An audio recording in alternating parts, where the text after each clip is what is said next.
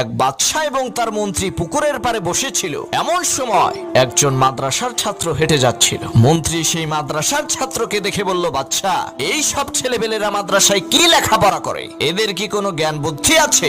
মন্ত্রীর এই কথা শুনে বাদশা সেই মাদ্রাসার ছাত্রকে কাছে ডাকলেন এবং মন্ত্রীকে জিজ্ঞেস করলো, মন্ত্রী বলেন তো এই পুকুরে কত গ্লাস পানি আছে?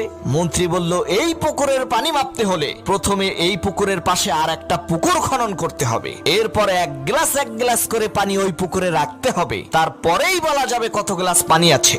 বাদশা এবার মাদ্রাসার ছাত্রটিকে জিজ্ঞেস করলো, বাবা তুমি বলো তো এই পুকুরে কত গ্লাস পানি আছে? মাদ্রাসার ছাত্রটি বলল, মহামান্বিত বাদশা, আপনি তো বলেননি গ্লাসটি কত বড়। যদি গ্লাসটি পুকুরের সমান হয় তাহলে পুকুরে 1 গ্লাস পানি আছে, আর যদি পুকুরের অর্ধেক হয় তাহলে 2 গ্লাস পানি আছে। ছেলেটির এই কথা শুনে মন্ত্রী অবাক হয়ে বলল, সর্বনাশ, এই ছেলে তো আমার চাইতেও বড় জ্ঞানী।